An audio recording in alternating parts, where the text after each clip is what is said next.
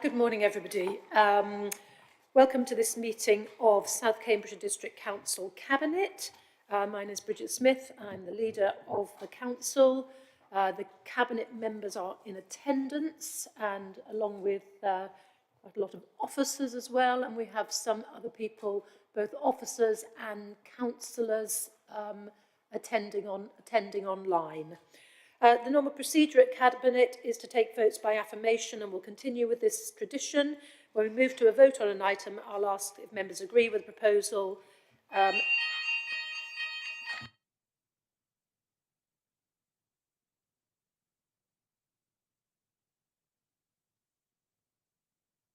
Apologies, that's the weekly fire alarm drill. Only members who are attending the meeting in person will be able to vote on any items. And members of the Cabinet are entitled to speak before non-Cabinet members. We'll start with those in attendance and then move to anyone who's online who'd like to speak. So, moving on, are there any, to item 2, are there any apologies for absence, Kira, please? There are no apologies, Chair. Thank you very much indeed. Item 3, declarations of interest. Are there any declarations of interest pertaining to items on today's agenda? No declarations of interest. Minutes of previous meeting. Members are asked to approve the minutes of the meeting held on Monday, the 6th of February 2023. I move the approval of those minutes as a correct record. I think Councillor Brian Milnes is going to second it. Thank you. Are there any issues arising from the minutes? No. Does anyone wish to vote? Do members agree to approve the minutes? Anyone wish to vote against? Anyone wish to abstain? So Council therefore agrees the approval of the minutes as a correct record by affirmation. Public questions. To the best of my knowledge, we've received no public questions. Is that correct? That's correct. So item 6 is issues arising from the Scrutiny and Overview Committee. Welcome to Councillor Anna Bradnam, who is representing that committee. Councillor Bradnam, do you want to speak now? Would you like to speak within the body of the meeting? I'll speak now, if I may. So our main concerns in Scrutiny and Overview was that the data behind the decisions that were being made was clarified in a number of different places, and that has been done in the reports that come to you today. We've got some very full notes at item 6, which explain our thinking. The only one thing that I just wanted to check was under the item which is on page 19 of the agenda under the heading Shared Waste and Environment. It's point 50, it's sort of somewhere between point 15 and point 16. We were talking about reporting on recycling, and it was suggested, it was pointed out that under the KPIs that currently dry recycling and composting are reported as one KPI under ES 418. But it would be helpful if it was possible that those, in order to keep a track of them, it would be helpful if those for dry recycling and composting could be recorded separately. And I think that was raised in the meeting, and I'm not sure it's here in the final report, but it's just to record that we wanted to see that. But otherwise, we've got a very full report from Mr. Senior. Thank you. Thank you very much indeed, Councillor Bradnam. Councillor Henry Batchelor, have you got any comments on that item that's been raised? Not immediately, but I can certainly raise that point with officers to see if we can help Scrutiny and Overview with that data. Thank you. Thank you. Thank you very much indeed. Okay. So moving on to item 7 is the Q3 performance report, and Councillor Brian Milnes is going to present this, and I believe it's being seconded by Councillor Peter MacDonald. Okay. Thank you, Councillor Milnes.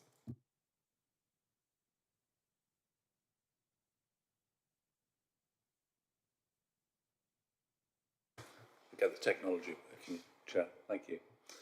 So yes, I'd like to present the performance report and thank the officer, Kevin Ledger, who has done a very good job again with the report between you. I think in summary, it's a continued good performance report. There's very little that have given us concern. We've been through this a number of times, so I'm quite happy to recommend the report to Cabinet for approval. Thank you. Thank you, Councillor Mills. Councillor MacDonald?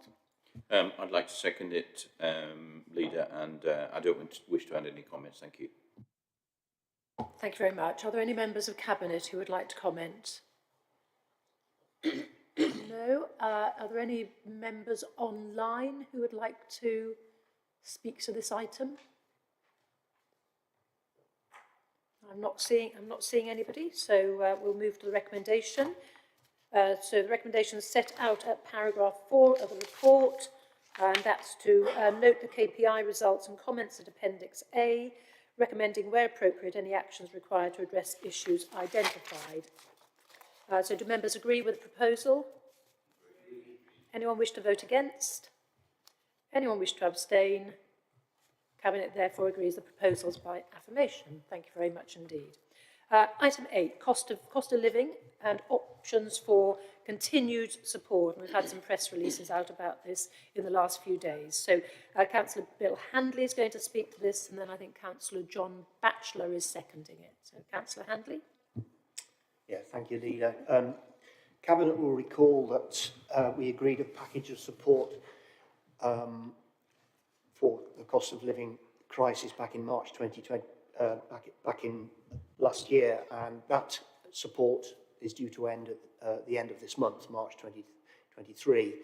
Of course, we're all very well aware that the cost of living crisis continues to have a major impact on all of us. And this report summarises very well the considerable support already put in place and presents recommendations as to how the council might continue to support residents through the next 2 financial years.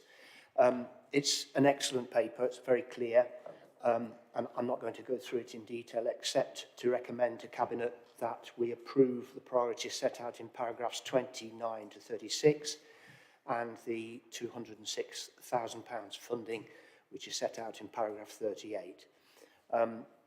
Just before I finish, I would like to thank, as I said, this is a very well-written report, very well researched, and I'd like to thank the officers in the communities team for it, especially to Chris Richards, who spent a great deal of time on the cost of living project and has been very effective in delivering the council's support. Thank you very much.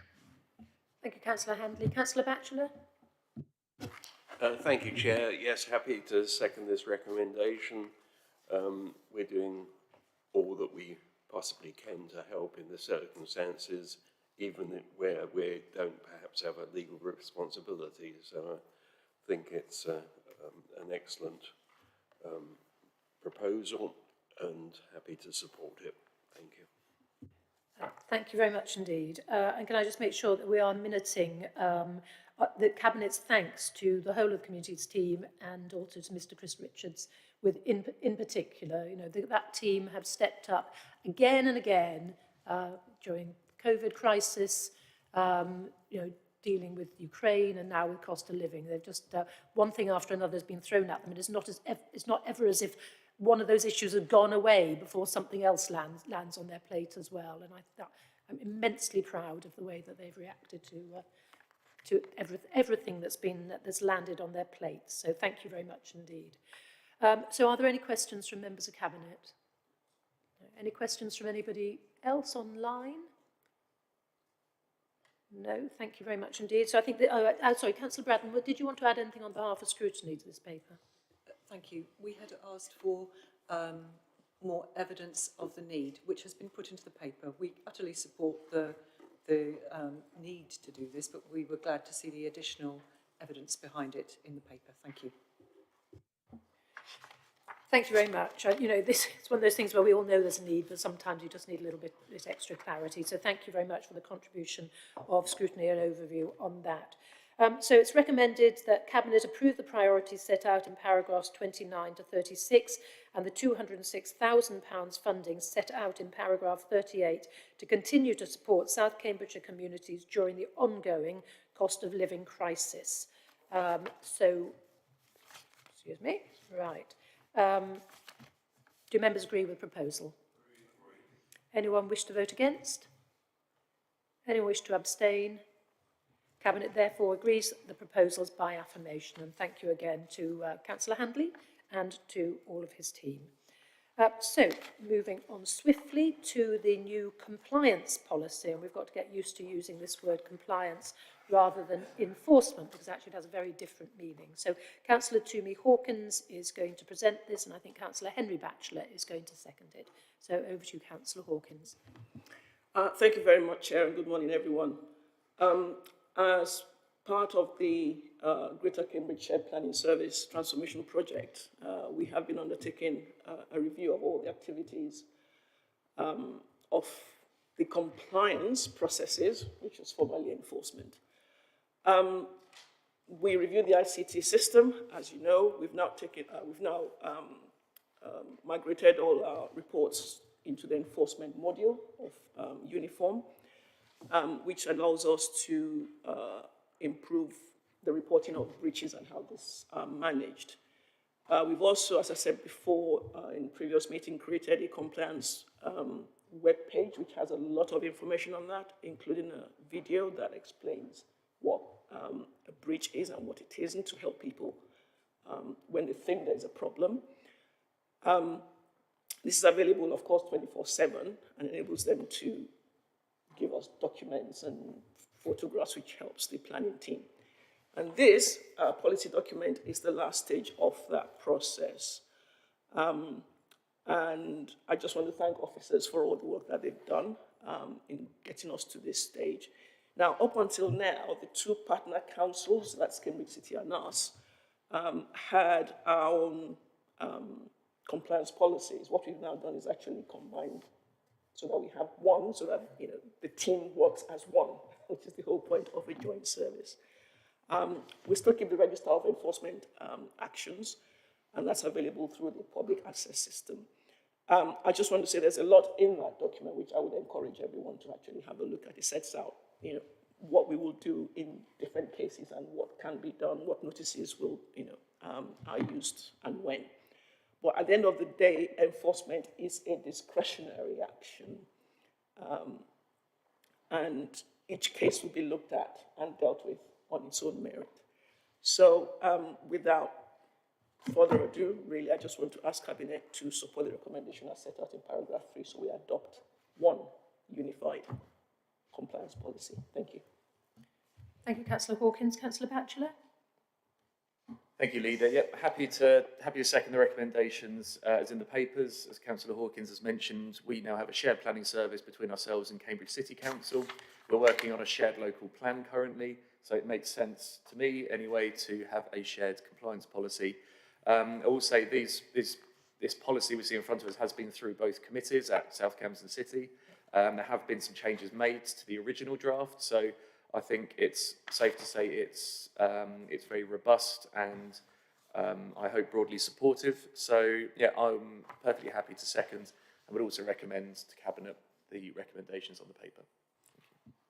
Thank you very much indeed. And can we please minute, beg your pardon, sorry, Councillor Bradman, beg your pardon. Thank you. I just wanted to ask, has it been brought to the attention of the Joint Development Control Committee as well? That I don't know. Heather, are you able to answer that, please? It went to both planning committee in South Cambs and City. It didn't go to the Joint Development Control Committee. I can confirm it didn't go to that. However, everybody had the opportunity to feed into it. So when we did the consultation, we also sent out the consultation to every member, including those on JDCC. Thank you very much. Thank you very much, Heather. I think that covers it perfectly well. So thank you very much to Heather and her team. I actually think this is an incredibly useful document, which I'm going to be keeping in hard copy, actually, because it's a manual for me as a member, and I think will act as such for parish councils as well. And part of the problem is that people often don't fully understand what our role is and what compliance means. And this sets out in really plain English, what we can do and what we can't do, and what things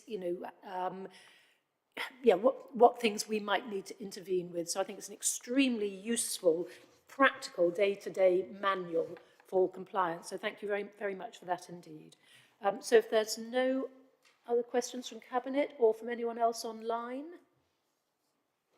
No? Okay, we shall move to the recommendation set out in paragraph 3 of the report to adopt the Unified Greater Cambridge Shared Planning Compliance Policy. Do members agree with the proposal? Anyone wish to vote against? Anyone wish to abstain? So Cabinet therefore agrees the proposal by affirmation. Councillor Bradnam. Could that be, will it be circulated to parish councils? Will the fact that it is now in place be advised to parish councils? Because they are the people who are most concerned about compliance. Yeah, so Councillor Hawken has said yes. And Heather, Yes, it is. Okay. Yeah, okay. Nods all round. Thank you very much indeed. So item 10, confirming arrangements for the 4-day week trial and next steps. So this is obviously, quite a high-profile item for us. Councillor John Williams is going to propose this, and I'm happy to second it. Councillor Williams. Thank you, Leader. I'm very pleased to ask Cabinet to confirm the arrangements going forward for continuing with the 4-day week trial and the way in which this council will decide in May whether or not to continue with the trial. So I'm just formally moving these recommendations. Thank you, Councillor Williams. So this is just saying what the next, making it very clear in two sides of A4 what the next steps in the process are. Any questions from members of Cabinet? Any questions from anybody else? Councillor Bradnam? The question is, are we monitoring adequately the response from members of the public who might be trying to get through to officers? I'll ask the Chief Executive to respond to that.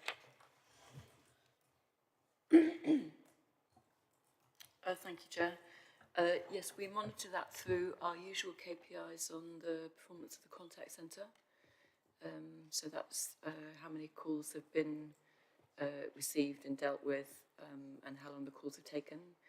We've already taken 2 reports to Employment and Staffing Committee and Strategy and Resources in the City, and there's a 3rd report going next week to Strategy and Resources in the City, which includes that data. Councillor Bradnam? Thank you. And are the response to emails being monitored as well? Chief Executive? So we have performance targets for responding to emails, but that's a little bit more difficult to monitor. And we never have monitored that in the past in the same way that we've monitored the contact centre. What I can tell you is that during the 4-day week trial, people have been required to include alternative contacts on the day that they're off. And I've had anecdotal feedback, including from yourself, Councillor, that has actually made it easier to contact people because there's always an alternative contact. Occasionally, we've slipped up in terms of the alternative being on annual leave, but we have tried to tighten that up when I've had that reported to me. So we don't monitor responses to emails in any sort of using IT, so I don't have data on that. What we tend to see is if there were significant issues there, it would come through the complaints process. And as you know from our recent complaints performance, actually, that's not been an issue. Thank you. Thank you. And actually, if people are unhappy, if things aren't dealt with, actually they land in my inbox, and I'm not seeing an increase thus far, thank goodness. So any questions from in the room or online? No? Thank you. So the recommendation set out in paragraph 5 of the report is to confirm the arrangements for the next steps of the 4-day week trial. So do members agree with the proposal? Anyone wish to vote against? Anyone wish to abstain? So Cabinet therefore agrees the proposals by affirmation. And now item 11 is the 2022-23 Revenue and Capital Budget Monitoring for Quarter 3. Councillor John Williams is going to present this, and I think Councillor Brian Milnes is seconding. Thank you. Councillor Williams. Thank you, Leader. I'm very pleased to bring this to Cabinet. If you look at Appendix B, variance for both the General Fund and the HRA, you will see that despite a very difficult year, a very turbulent year, our officers have done an excellent job of keeping in line with budget, and we expect the outcome to be pretty much in line with the forecast that we made at the beginning of the financial year. So congratulations to everyone. Thank you. Councillor Milnes? Thank you. No, it's, certainly comparatively with other local authorities who are having great financial difficulties, it's reassuring to see that we're getting pretty good scores on the doors for this. So thanks to Peter Maddock and his team, particularly for maintaining that, and John, who spends an inordinate amount of his time on these issues. So thanks to them all. Thank you. Any questions from Cabinet members? Any questions from scrutiny? Anybody else online? No, and thank you very much for the, the clarity of this report and the really helpful explanatory narrative, which certainly helps people like me to deal with all the figures. So thank you very much indeed to all of the team who worked so hard on this. So the recommendation is set out in paragraph 3. Find my way back to it. It's quite long, so I'm not going to read it out. So in paragraph 3, do members agree with the proposal? Anyone wish to vote against it? Anyone wish to abstain? So Cabinet therefore agrees the proposals by affirmation. And more on money, item 12 is the investment strategy, and Councillor John Williams is going to present this, and Councillor Peter MacDonald is due to second it. So Councillor Williams. Thank you, Leader. The reason that we've had to make these changes is because we've had some changing guidance from CIPFA, and there's been some changes in government guidance, and of course we have the Public Works Loan Board rules change, which has meant that we basically are no longer able to invest purely for yield. And as a result of that, we have looked at how to restructure our investment strategy to allow us to continue to invest in social capital projects, and also those projects which are economically important to ensure the continued economic development of the district. And that we have done, and you'll see that in the new investment strategy, which is in the Appendix A. This has gone through scrutiny, and very grateful for the comments that scrutiny made. And I think this revised strategy, this revised investment strategy, will continue to deliver us not only growth in the district, but will ensure that the council continues to receive income to support its essential frontline services. I think it's worth mentioning that we, something like, I think this year, over £5 million will be receiving in income from our investments, which will help our general fund. Also, I would mention that a lot has been said recently about our debts and how much we are paying in interest on some of the loans that we have made. A bit mischievous, because most of that is to do with the HRA and the loan that we took out many, many years ago, the £206 million loan. If you take that aside, then actually our loan, the cost of borrowing is very, very reasonable. We're something in the region of £500,000 a year we're paying on what we've borrowed so far for the investments that we've so far made, which have not that are not connected with the HRA. So, you know, again, I think this shows that this council has acted in a very prudent way, cautious way, and has made some actually very canny investments over the past few years, which has enabled us to receive a very good income from, for example, Ermine Street, which is now part of our housing strategy, and from our commercial investments. But, as I say, we've had to review this strategy to ensure that we keep within the new guidance set for us by the government. Thank you very much, and thank you for clarifying the misinformation that's been out there recently about the amount that we spend servicing loans, so that's very welcome. Thank you. Councillor Milnes. Yes. Sorry, Councillor MacDonald, beg your pardon. Sorry. Thanks, by Leader. surprise. Sorry. I'd like to second the strategy, just make a very quick comment, because many local authorities and, well, residents concerned, many local authorities taking risky investments.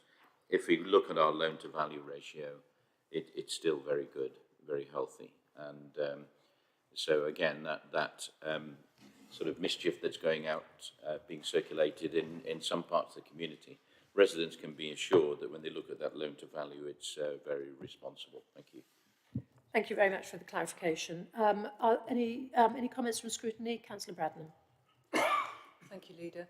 At scrutiny, we talked around the figures, and it came to our attention that there was an element in the table at 8.4.1 on page 132, which looked odd. This was row C in that table, the net service expenditure, and in discussion, Mr Maddock undertook to strip out an element of capital expenditure which he felt was inappropriately allocated there.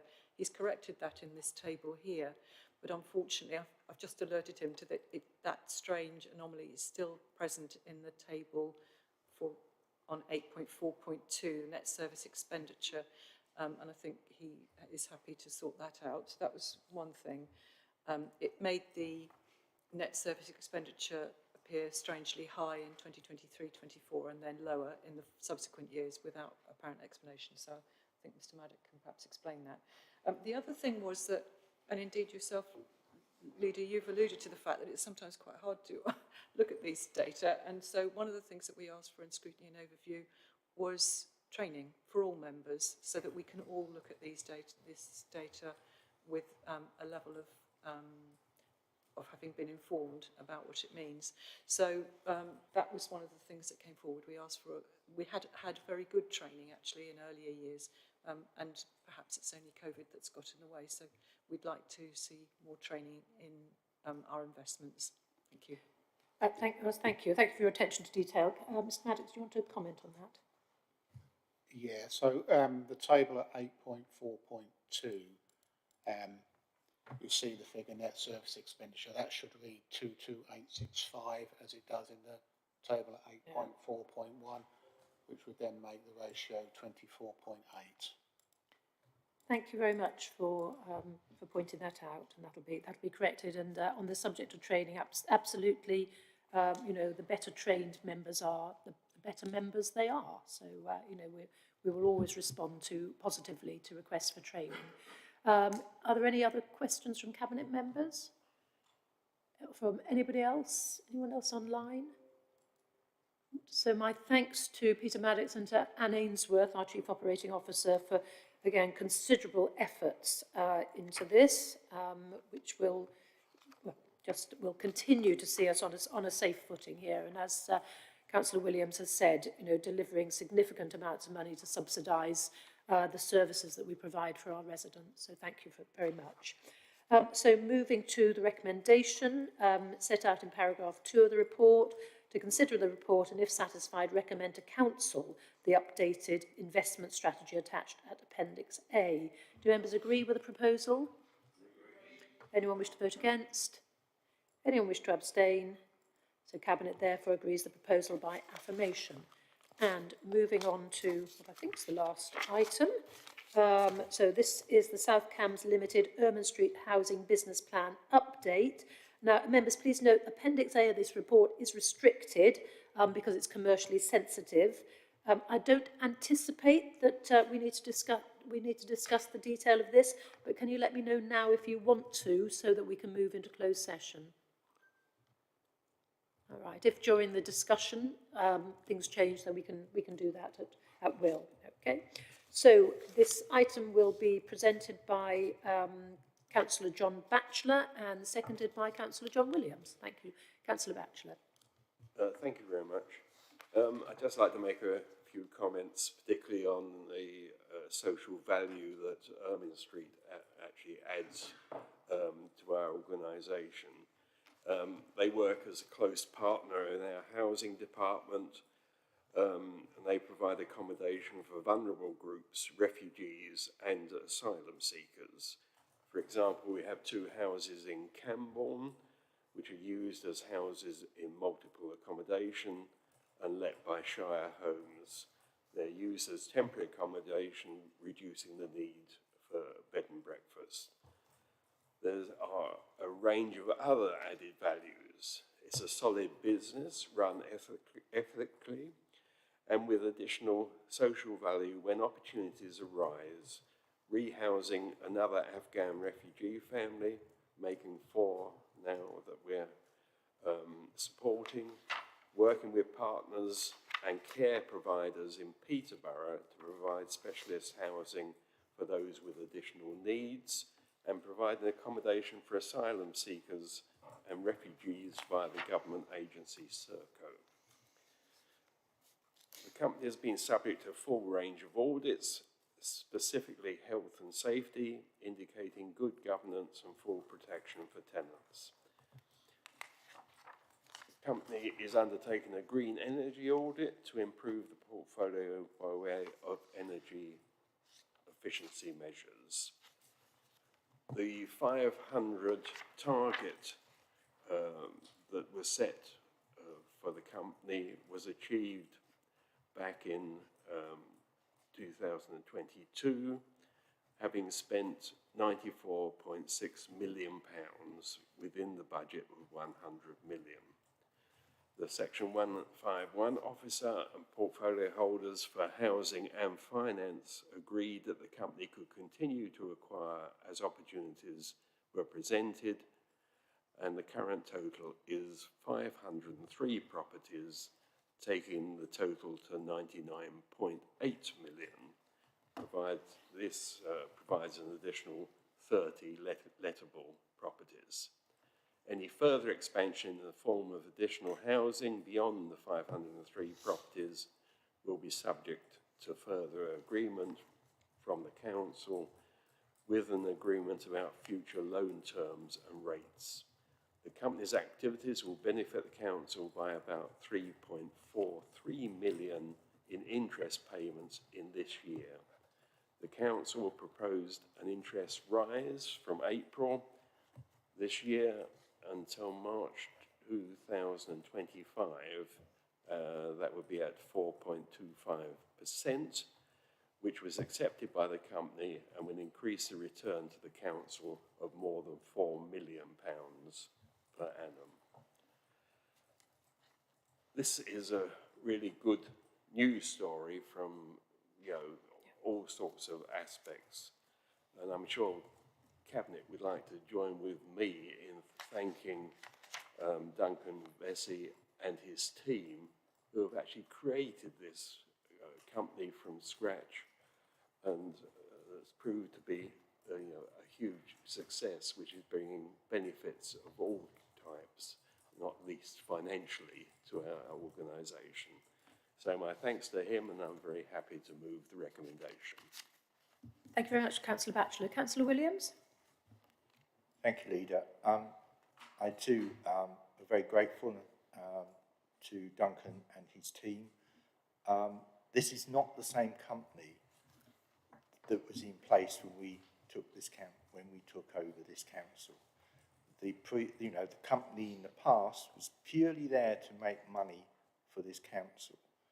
But what we've done in the past 5 years is, with certainly a wholehearted support of the company, and that is to ensure that it becomes part of the housing strategy, delivering housing for everybody, and within our travel to work area. And so that's been helping us with houses of multiple occupation. As Councillor Butcher said, it's been helping us finding housing for refugees.